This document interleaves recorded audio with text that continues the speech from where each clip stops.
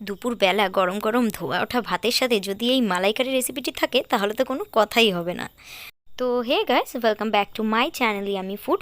আজকে আমি আপনাদেরকে দেখাতে চলেছি খুবই অল্প উপকরণ দিয়ে চিংড়ি মাছের মালাইকারি কী করে বানানো যায়। তো ভিডিওটা স্কিপ না করে দেখতে থাকুন। চলুন তাহলে শুরু করা যাক। আমি এখানে 200 গ্রাম চিংড়ি মাছ নিয়ে নিয়েছি আর এগুলোকে খোসা ছাড়িয়ে রেখেছি, তবে মাঝখানের দিকটায় একটু করে খোসা রেখেছি। আপনারা চাইলে পুরোটা পরিষ্কার করে ফেলতে পারেন। তারপরে এটাকে ম্যারিনেট করে নেব নুন, হলুদ, লঙ্কার গুঁড়ো দিয়ে। গুঁড়ো মশলাগুলোকে দিয়ে ভালো করে মাখিয়ে নিতে হবে। এরপরে কড়াইতে দিয়ে দিচ্ছি পরিমাণ মতো সর্ষের তেল। রান্নাটা যদি সর্ষের তেলে করা হয় তাহলে একটু ঝাঁঝালো খেতে হয় আর ভালোও লাগে। আপনারা চাইলে সাদা তেল ব্যবহার করতে পারেন। তারপরে আমি চিংড়িগুলোকে হাই ফ্লেমে অল্প 2 মিনিটের মতো ভেজে নেব, জাস্ট এর কাঁচা কালারটা চলে যাওয়া পর্যন্ত। চিংড়ি মাছ খুব বেশি ভাজার দরকার নেই, তাহলে শক্ত হয়ে যাবে। চিংড়ি মাছগুলোকে ভেজে তুলে নিয়েছি, আর ওই তেলের মধ্যে যেহেতু চিংড়ির ফ্লেভারটা আছে, তো ওই তেলে রান্না করলে মালাইকারিটা আরও সুন্দর হবে। তারপরে আমি কড়াইতে দিয়ে দিচ্ছি পেঁয়াজ কুচি। পেঁয়াজ কুচিটা দিয়ে ভালো করে ভেজে তারপরে 1 টেবিল স্পুন আদা রসুন বাটা দিয়ে একটু মিশিয়ে নিচ্ছি।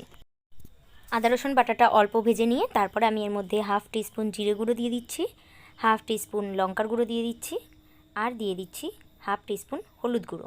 তারপরে গুঁড়ো মশলাগুলো দিয়ে আমি ভালো করে কষিয়ে নিচ্ছি।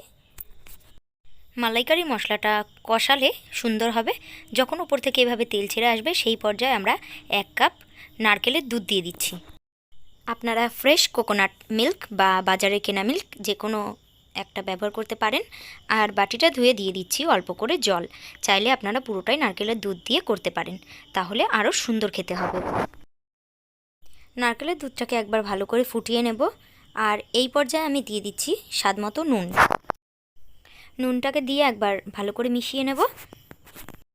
তারপরে যখন নারকেলের দুধটা ফুটে উঠবে, সেই পর্যায়ে আমরা যে চিংড়ি মাছগুলো ভেজে রেখেছিলাম সেগুলো দিয়ে দেব।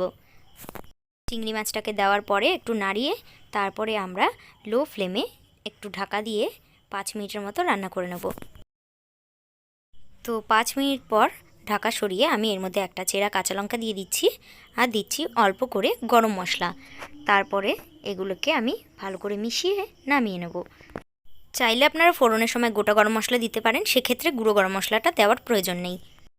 তাহলে দেখলেন তো কত অল্প উপকরণে আর কত অল্প সময়ে মালাইকারি বানানো যায়। রেসিপিটি কেমন হলো আমাকে অবশ্যই কমেন্টে জানাতে ভুলবেন না। যদি ভালো লেগে থাকে একটা লাইক করে চ্যানেলটিকে সাবস্ক্রাইব করতে ভুলবেন না। দেখা হচ্ছে পরবর্তী অনেক অনেক রেসিপির সাথে। ধন্যবাদ।